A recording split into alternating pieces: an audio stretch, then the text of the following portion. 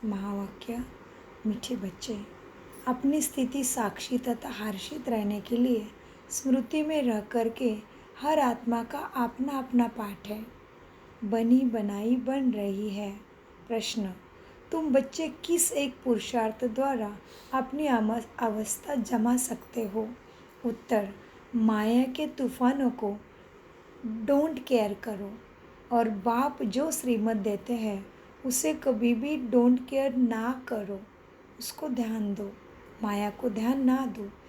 इससे तुम्हारी अवस्था अचल अडल हो जाएगी।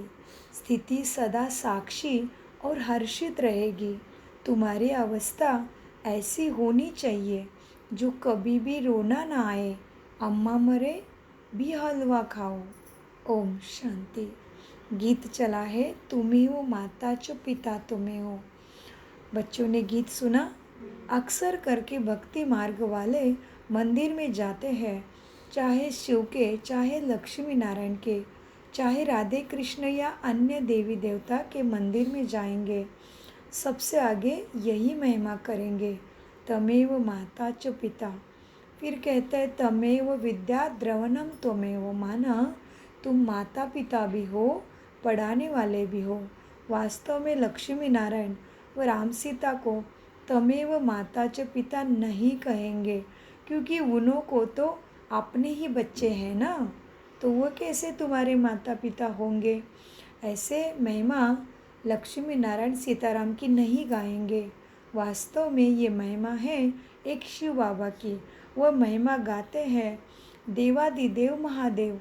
माना तुम ब्रह्मा विष्णु शंकर से भी ऊंचे हो, इसलिए शिव को कहते हैं देवादिदेव महादेव। तो कौन है महादेव आंटी जी? महादेव किसके लिए कहता है? बाबा को। और वो बैठा है वो कौन है? वो महादेव है? नहीं, उधर में तब शंकर देवता है। शिव और शंकर को हमने भक्ति में मिला दिया, लेकिन शिव शंकर एक नहीं है। शंकर देवता है और शिव परम पिता परमात्मा है। तो ये शिव भी शंकर का बच्चा है, लेकिन शिव बाबा के ध्यान में रहता है। शिवलिंग सामने रहती है ना शंकर के मूर्ति के, तो ये बच्चा है। तो बच्चा और बाप का नाम भक्ति में मिला दिया है, लेकिन बच्चे का काम अलग है, बाप का काम अलग है। तो बच्चे से बच्चे की बच्चा है शिव का शंकर, माना हमारा भाई हो गया। तो भाई से वर्षा प्रॉपर्टी सुख शांति नहीं मिल सकती, बाप से मिल सकती है। जिसको शंकर से मिलेगी उससे ही हमें मिलेगी। तो शंकर से दिल लगा के हमें कुछ ना मिले, शिव से दिल लगाने से सब कुछ मिलेगा। जैसे शंकर को उनसे शांति मिल रही, इसलिए उनके याद में बैठते हैं। उनका ध्यान कोई ख़त्म करेगा तो विनाश कर देंगे, गाते हैं ना। तो उनको शिव से कितना प्यार है, किसको? शंकर को, है ना। तो बाबा कहते हैं वास्तव में महिमा एक शिव की है। ये महिमा गाते हैं देवादिदेव महादेव। माना तुम ब्रह्मा विष्णु शंकर से भी ऊंचे हो, ऐसे महादेव को कहते हैं। भक्ति मार्ग में तो कोई अर्थ समझ ना सके। अब बाप कहते हैं तुमने भक्ति बहुत की है। किसने भक्ति बहुत की? हमने। हाँ, अब बाप कहते हैं तुमने भक्ति बहुत की है, अब तुम मेरे से समझो और फिर गैरों को सच क्या है झूठ क्या है बताओ। तुम बच्चे अब समझते हो बाप के बारे में और देवताओं के बारे में जो भी महिमा करते हैं वह सारी रॉन्ग है। ये तुम समझ गए हो ना, तो सबको समझाओ। अभी जो तुमको मैं समझाता हूँ वही राइट है। बाबा समझाता है वही राइट है, माना इससे हमें दुख से मुक्त हो सकते हैं, हमें इससे सुख मिल सकता है। हाँ, आप तक जो कर रहे थे वो रॉन्ग था, भक्ति थी। भक्ति माना भगवान के पास जाने की कोशिश है, लेकिन भगवान से विभक्त है, अलग है। तो भक्ति है लेकिन ज्ञान नहीं है। शक्ति दाता से दूर थे तो भक्त थे। अभी कौन है? ब्राह्मण है। माना भगवान की पूजा करने वाले, भगवान के सिवाय किसी को प्यार नहीं करने वाला, ऐसा हमारा मन है। तो भगवान भी बाबा है। हाँ, भगवान राम कहा तो राम हो गया, लेकिन भगवान एक ही कहते हैं। तो देखो, भगवान कहने से किसी की मूर्ति मन पटल पे आ रही है क्या? चेक करो, कहो हे भगवान, हे भगवान, हे भगवान, कोई मूर्ति नहीं दिख रही है। लेकिन राम भगवान, हनुमान भगवान, सीता देवी या कृष्ण भगवान कहो, लक्ष्मी नारायण भगवान कहो, तो मूर्ति मन पटल पे दिखती है। लेकिन केवल हे भगवान, हे गॉड, हे गॉड, हे गॉड नहीं दिखती, क्योंकि वो ज्योति है, परम ज्योति, परम पिता परमात्मा बिंदु स्वरूप है, ज्योति स्वरूप है, तो वो मन पटल पे नहीं दिखेगा। इसलिए बाबा खुद समझाते, बच्चे अभी जो तुमको मैं समझाता हूँ वही राइट है। तो इसलिए उसका नाम है सत्यम शिवम सुंदरम, क्योंकि वह सत्य बताता है। तो बाबा कहते बच्चों, बच्चों को समझाते हैं ये उल्टा वृक्ष है, इसका बीज में परमपिता परमात्मा ऊपर रहता हूँ, वह तो चैतन्य बीज हुआ ना। बाबा चैतन्य है लेकिन शरीर में नहीं आते, तुम तो बाबा के बच्चे ठहरे। कोई कहते हैं सब बीज आदि मैं ही हूँ, कोई खुद को ही परमात्मा कहते हैं, लेकिन वह तो जड़ है, वो कैसे बीज हो सकता है? बाप को कहा जाता है मनुष्य सृष्टि का चैतन्य बीज रूप। बाप को क्या कहा? चैतन्य, ज्ञान है उसमें, समझ है उसमें, चेतना है उसमें। बाबा कहते हैं, बाप को ही कहते हैं, बाप कौन है? शिव बाबा। बाप को ही कहा जाता है मनुष्य सृष्टि का चैतन्य बीज रूप। अभी मनुष्य क्या गाते हैं? ओ गॉड फादर, माना हे भगवान। मनुष्य क्या गाते हैं? ओ गॉड फादर। अच्छा, झाड़ को तुम चैतन्य ज्ञान सागर नहीं कहेंगे। झाड़ कौन है? हम सब मनुष्य आत्माएं, जो धरती पे इतने करोड़ों आत्माएं हैं, वो झाड़ है, माना वृक्ष बढ़ गया। और इसका बीज है शिव बाबा, जो परमधाम में रहता है। हाँ, तो इसीलिए भगवत गीता में कहा, ऊर्ध्वमूलम मदशाखम अश्वत्थम प्राहुरयम् छंदासि यस्य पर्णानि यस्सं वेद स वेदविथ। पुरुषोत्तम अध्याय में झाड़ का वर्णन श्लोक्स में किया। उसका अर्थ होता है मनुष्य सृष्टि नीचे सजती है, मनुष्य आत्माएं नीचे आके जन्म लेती है तो दिखती है, जीवन जी सकते हैं, और हमें चलाने वाला परमपिता परमात्मा ऊपर रहता है। तो मनुष्य सृष्टि का झाड़ उल्टा है, और इस धरती पे जो झाड़ आता है वह कैसा रहता है? सीधा रहता है। उसकी जड़ा जमीन के नीचे और फल फूल डंडी सब ऊपर। लेकिन मनुष्य सृष्टि का झाड़ उल्टा है, झाड़ फैलता इधर है, हमारा बीज ऊपर है। तो मीठे बाबा कहते मनुष्य परंतु जड़ होने के कारण बता नहीं सकते, कहते तो है, मनुष्य गाते हैं वो गॉड फादर। अच्छा, झाड़ को तुम चैतन्य ज्ञान सागर नहीं कहेंगे। मनुष्य में यह ज्ञान है कि यह बीज है, बीज में ज़रूर झाड़ का ज्ञान होना चाहिए, परंतु जड़ होने के कारण बता नहीं सकते। मनुष्य तो समझ जाते हैं कि बीज नीचे है, उससे झाड़ निकला हुआ है। कल्प वृक्ष और बनियन ट्री की भी भेंट की जाती है। बनियन ट्री माना वटका वृक्ष, जो ज़्यादा साल जीता है, वो जल्दी नष्ट नहीं होता। बड़ा का जो पेड़ है ना, जो सावित्री पूजा करती है, बरगद होता है, बट ऐसे ऐसे निकला रहता है, लटा जैसा, तो कुछ बड़ा हो जाता है लेकिन जल्दी खत्म नहीं होता है।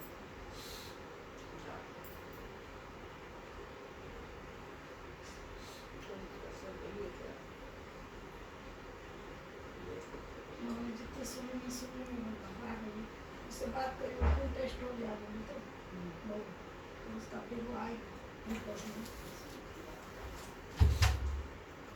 मीठे बच्चों को मीठे बाबा कहते हैं, बच्चों बीज में ज़रूर झाड़ का ज्ञान होना चाहिए। तो बाबा ने क्या कहा? बीज में ज़रूर झाड़ का ज्ञान होना चाहिए। बाबा कहते बच्चों, झाड़ को तुम चैतन्य ज्ञान सागर नहीं कहेंगे। मनुष्य में यह ज्ञान ही नहीं कि यह बीज है। बाबा, बीज है मनुष्य को मालूम नहीं। बीज में ज़रूर झाड़ का ज्ञान चाहिए, परंतु जड़ होने के कारण बता नहीं सकते। मनुष्य में तो झाड़ का ज्ञान होना चाहिए, लेकिन है नहीं, उनको मालूम नहीं, इसलिए ये मनुष्य सृष्टि का झाड़ का नॉलेज मनुष्य नहीं बता सकते। मनुष्य तो समझ जाते हैं कि बीज तो नीचे है, उनसे झाड़ निकला हुआ है, लेकिन कल्प वृक्ष और बनियन ट्री की भेंट करते हैं। कल्प वृक्ष माना ये जो हमारे दिमाग में कल्पना में है, भगवान बता रहा है कि मनुष्य सृष्टि ऐसे ऐसे बढ़ती है। पहले देवी देवता 33 कोटि आत्माएं धरती पे रहती है, उसके बाद धीरे धीरे धीरे साधु संत महंत राजा महाराज द्वापर युग से प्रजा बढ़ने लगती है। फिर द्वापर युग बढ़ के कलयुग में पूरा सारी मनुष्य आत्माएं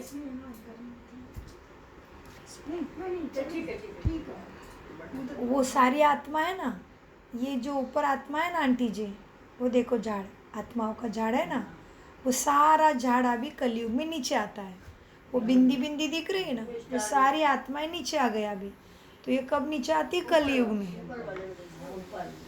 तीन लोग के, हाँ, 3 लोग। ब्रह्म लोग, सूक्ष्म लोग, काल लोग। बहुत अच्छा। तो धरती पे आ गए सारे अभी ब्रह्मलोक से। तो ये झाड़ कैसे हो गए? बढ़ गया। तो बाबा ने वट के झाड़ के साथ उसकी तुलना की है। कहते वट के झाड़ को देख के कहते हैं बनियन ट्री, उसको कहते हैं कल्प वृक्ष का झाड़ है, क्योंकि उसका आयु ज़्यादा रहता है, वो ज़्यादा सूखता नहीं जल्दी, और उसमें से उसकी गहरी छाया होती है, और उसका जो रूट है, रूट भी गहरा जाता है, और उसका जो स्टेम है, वो स्टेम को क्या कहते हैं? ये जो भी लक्ष्मी नारायण है ना, लक्ष्मी नारायण जिस जगह पे खड़े हैं ना, वो बने जैसे कि वट का झाड़ है ना, उसका जो ऊपर का हिस्सा है, पारुंबी नहीं, पारुंबी ऊपर पेड़ के ऊपर का हिस्सा मोटा रहता है ना, जैसे जमीन से निकला तो यहाँ पे वो है ना स्टीम, स्टीम है ना, वो इतना मोटा रहता है। जड़ के ऊपर जो आता है वो पुंजा, हाँ, तना बहुत बड़ा रहता है। तो इसीलिए वट के झाड़ को बाबा कहते हैं बनियन ट्री को कल्पवृक्ष कहते हैं, क्योंकि उसकी आयु भी ज़्यादा है, वो जल्दी सूखता नहीं, और उसकी छाया भी बहुत गहरी रहती है, और वो फैलता भी ऐसे गोल है, ऐसे एकदम ऊपर नहीं जाता, ऐसे गोल सा। तो गांव गांव में उसके नीचे बैठने का स्थान बनाते, क्योंकि छाव गहरी रहती है ना उसकी, और वो जल्दी मरता भी नहीं। और उसमें क्या है, पत्तों में चीक है, चीक सफ़ेद सफ़ेद, वो जो ऐसे पत्ता तोड़ेंगे तो टप टप गिरता है जी। तो इसीलिए उसकी पूजा करके सावित्री का वट की पूजा की जाती है, उसके लिए उसको मान मिला उस वृक्ष को, क्योंकि उसके वृक्ष का आयु भी ज़्यादा है, और वो ऐसे छाया भी ज़्यादा है, और कल्प वृक्ष के साथ उसका भेंट किया हुआ है शास्त्रों में। बाबा कहते हैं बच्चों देखो, कल्प वृक्ष और बनियन ट्री की भेंट करते हैं, वह जड़ है, और लेकिन ये बाबा चैतन्य है, और ये झाड़ भी चैतन्य है। कलकत्ता में बड़ का झाड़ बहुत बड़ा झाड़ है, उनका थूर सारा निकल गया है, सिर्फ अभी झाड़ ही खड़ा है, फाउंडेशन नहीं है। तो वंडर है ना। अच्छा, वो जो कलकत्ता में जो झाड़ है उनका सारा ख़त्म हो चुका है, लेकिन झाड़ गिर नहीं रहा है, और फाउंडेशन भी पता नहीं है, उसका जड़ा किधर है पता नहीं है। तो बाबा कहते हैं वंडर है ना, मतलब झाड़ का ऊपर में इतना पीले पीले हो रहे पत्ते, सारा सूख गए, लेकिन गिरता नहीं है। तो अभी सारा मनुष्य दुखी हो गया है, लेकिन सुख का रास्ता ढूंढ नहीं रहे, सही तरीके से नहीं जा रहे। भगवान आए तो उनकी बुद्धि के ताले नहीं खुल रहे। जो अच्छा काम करेगा उसको उल्लू कहेंगे, खराब कहेंगे, जो अच्छा काम करेंगे उसको ही बदमाश कहेंगे, और बदमाश को मदद करेंगे। तो इस तरह से हुआ ये झाड़ का अवस्था। हाँ, ये मनुष्य सृष्टि का झाड़। तो बाबा कहते कलकत्ता में बड़ का झाड़ बहुत बड़ा है, उनका धूर सारा निकल गया है, सिर्फ झाड़ खड़ा है, फाउंडेशन ही नहीं है। वंडर है ना। बाप समझाते हैं इस झाड़ का भी फाउंडेशन ही नहीं रहा, भगवान को ही भूल गए, तो कैसे पता चलेगा किसने रचा था, कैसे रचा था? हाँ, तो बाप समझाते हैं मनुष्य सृष्टि का झाड़ का फाउंडेशन ही नहीं है। देवी देवता धर्म प्रायलोप हो गया है, बाकी मूर्तियाँ मंदिरों में पूज रहे हैं। ये कहाँ गए, क्यों पूज रहे, कुछ नहीं पता। देवी देवता धर्म प्रायलोप हो गया, बाकी सारा झाड़ खड़ा है। कितने मठ पंथ आदि है। ये बेहद का मनुष्य सृष्टि का झाड़ है। बेहद का बाप बैठ के तुम्हें समझाते हैं। बाप तो सबका है, लेकिन टीचर हमारे लिए बना है। सद्गुरु हमें मिला है तो हमें ये ज्ञान अच्छा लग रहा है। बाकी बाप तो वो सबका है। सभी आत्मा को जाना उसके पास ही है। बेहद का बाप बैठ के समझाते हैं। बाबा लिखते भी है, शिव बाबा का बर्थडे हीरे जैसा है। शिव बाबा का बर्थडे कौन सा है? शिव जयंती। शिव बाबा का बर्थडे हीरे जैसा है, क्योंकि शिव बाबा ही कौड़ी से हीरा जैसे बनाते हैं, स्वर्ग के योग्य लायक बनाते हैं।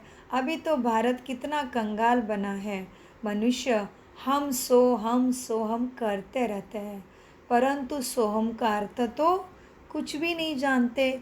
माला जपते हैं सोहम माना ये देवी देवता के सामने हम बैठे, हम ही थे जपते हैं, अर्थ नहीं जानते। मनुष्य हम हम करते रहते हैं, कहते रहते हैं, परंतु समझते कुछ भी नहीं। हम आत्मा सो परमात्मा, परमात्मा सो आत्मा, यही ढिंडोरा सन्यासियों ने भी पिटवाया। तुम अभी अर्थ सहित जानते हो। हम सो ब्राह्मण बने हैं, फिर हम सो देवता बनेंगे, फिर हम सो क्षत्रिय। वर्णों में तो आएंगे ही ना। ये जन्म मृत्यु का खेल, चक्र का खेल तो चलना ही है। आत्मा कहती है हम हीन वर्णों में जाएंगे। हम शूद्र थे, अभी हम ब्राह्मण कुल में आए हैं।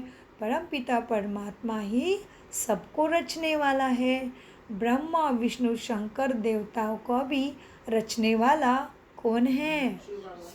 परमपिता परमात्मा शिव बाबा है। ब्रह्मा विष्णु शंकर देवताओं को भी रचने वाला वही है। अभी बाप बैठ के सब समझाते हैं। तुम उनको ही कहते हो, तमेव माता च, तो माता भी यह बरोबर ठहरा। बाप बैठ बच्चों को कितना बहलाते हैं, कितना समझाते हैं। भक्ति मार्ग में मीरा भी भक्तन थी, वह तो भक्त माला है, यह तो ज्ञान माला है। ज्ञान माला का नाम ही रुद्र माला कहा जाता है। रावण माला नहीं कहेंगे।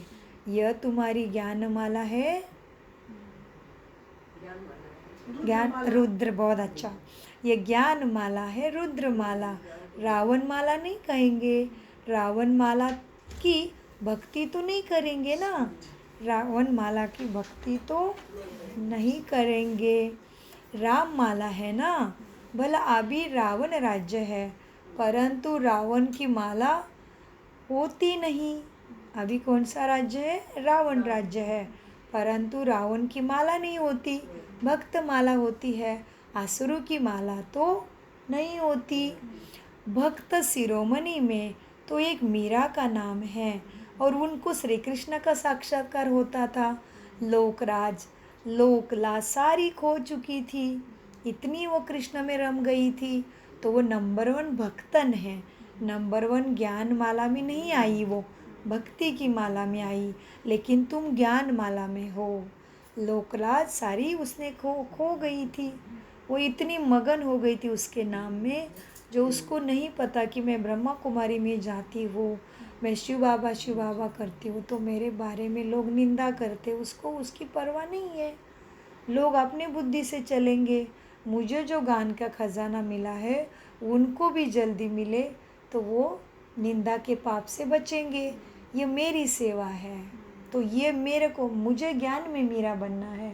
मन ऐसे उसके याद में खो जाए। दुनिया को जो चाहना है सोचने दो। मुझे जो करना है मुझे करना है। मुझे नुमाशाम करना है तो करना है। अमृत वेला करना है तो करना ही है। मैं मुरली मिस नहीं करना है तो नहीं करना है। तो ये बच्चे को बाबा ने भेज दिया। मीठे बच्चे, लोकला सारी खोई थी। सेकंड नंबर में शिरोमणि भक्त कौन था? नारद। वो भी ऐसे नामों में भगवान के रम जाता था। हाँ, उनका नाम भी भक्ति माला में है। किसका? नारद का। उनका गायन है ना, दृष्टांत दिया जाता था। नारद का तो नाम देते हैं। यह तो सब बातें बैठ बनाई गई है, रियल तो नहीं है। बाप कहते हैं मेल फीमेल सब सीताएं हैं। कौन है? माना?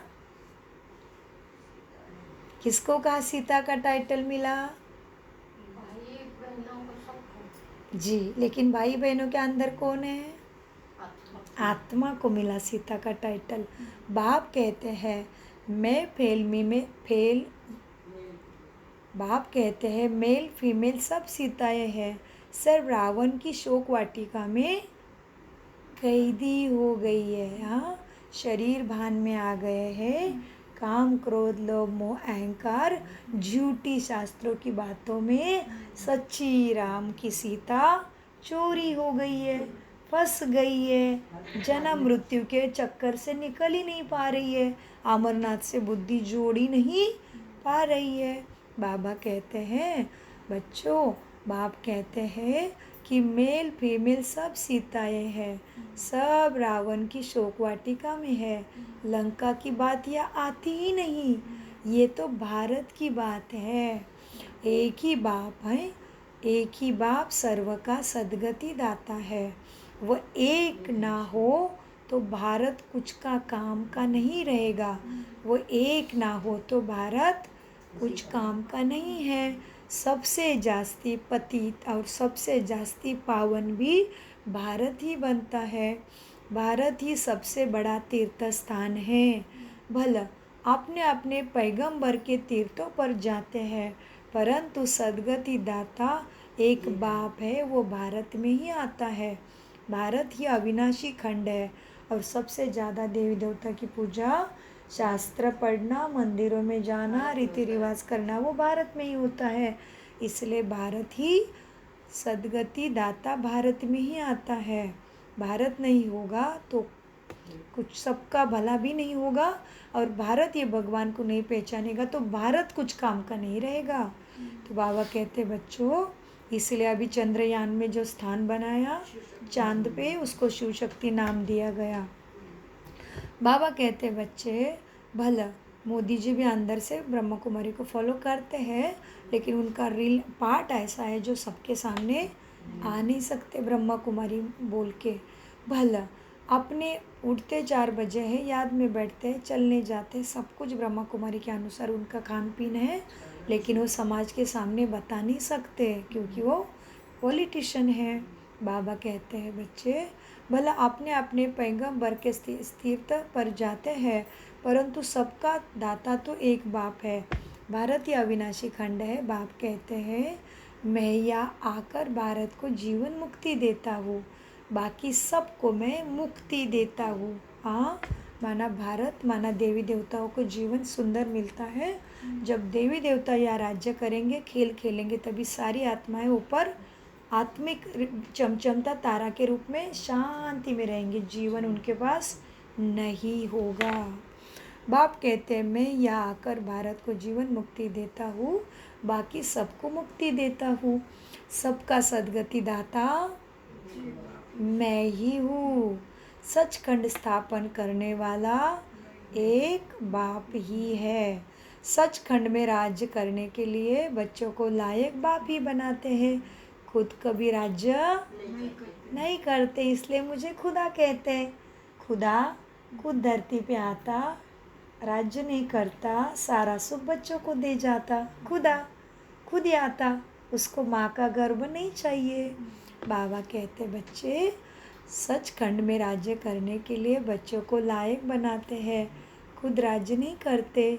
बाप बैठ सबको समझाते हैं मैं कल्प कल्प आता हूँ भारत को सद्गति देने, बाकी सबको गीता में बाकी सबको गति में वापस ले जाता हूँ। इसमें सद्गति बोली ना, सत्य तो आत्मा है, आत्मा अपने स्थान में वापस जाएगी तो मुक्ति हो गई शरीर से और दुख से।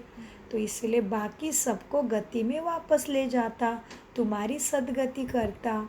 हर एक मनुष्य मात्र की जो आत्मा है, हर एक में अपना अविनाशी पाठ भरा हुआ है।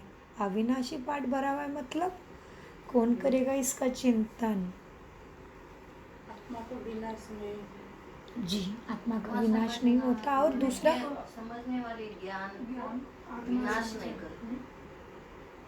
आत्मा में जो संस्कार है उसका विनाश नहीं होगा। ये है, जी। अविनाशी ज्ञान। आत्मा में जो संस्कार जाएगी, आदत जाएगी, समझ जाएगी, सोचने का तरीका, कर्म करने का तरीका, जो संस्कार जो जाएगा वो ख़त्म नहीं होते, फिर शरीर में आने से फिर एक्टिव होंगे। इसलिए देवी देवता के संस्कार भरेंगे, शांति, सुख, प्रेम, आनंद से व्यवहार करने के संस्कार भरेंगे, कर्म करने के संस्कार भरेंगे, शक्तियों के प्रमाण, सहन शक्ति, समाने की शक्ति, निर्णय शक्ति, परख करने की शक्ति के संस्कार भरेंगे। वो साथ में जाएंगे आत्मा के, उसके अनुसार आत्मा को शरीर मिलेगा, सुख शांति मिलेगी। और उस तरह से लोग जब धरती पे है तभी मेरा इधर एंट्री होगी ऊपर से।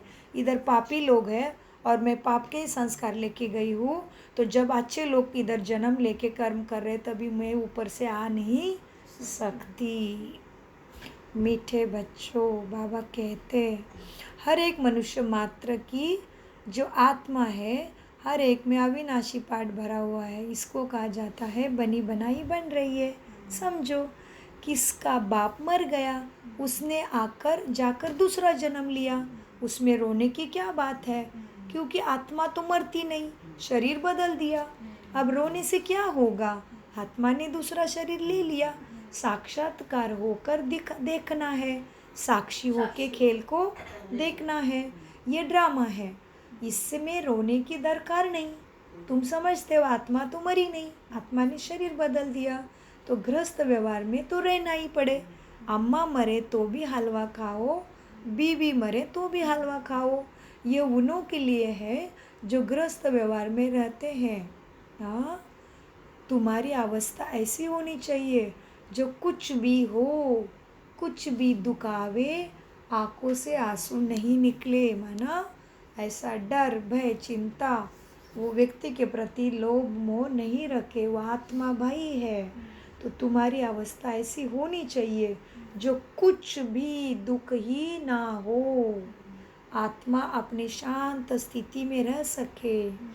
बेहद के बाप को याद करते रहना है।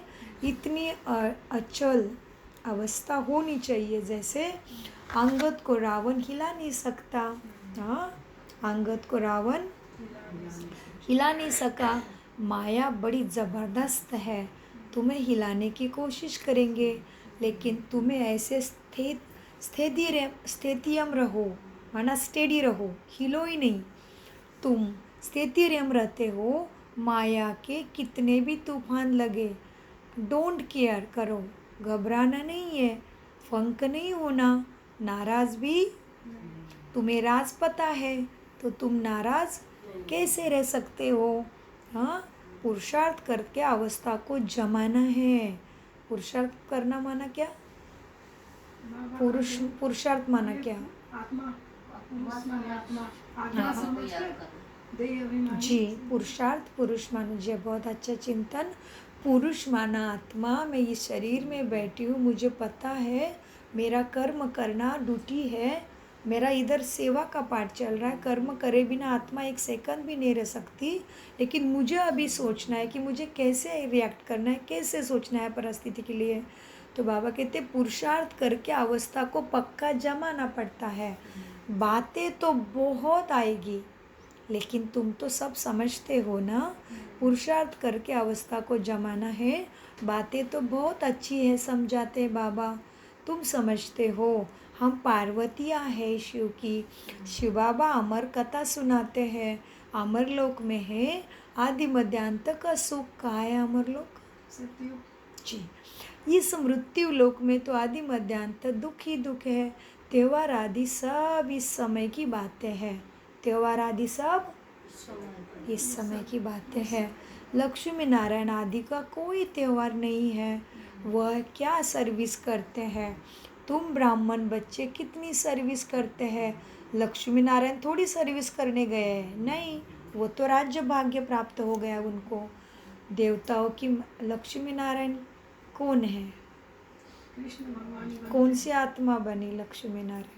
कृष्ण भगवान ब्रह्मा बाबा के ज्ञान देते ब्रह्मा हो बाबा बंदे। मम्मा पहले लक्ष्मी नारायण के पद पे बैठते, तो बाबा ने कहा तुमने ब्राह्मण बन के बहुत सर्विस की।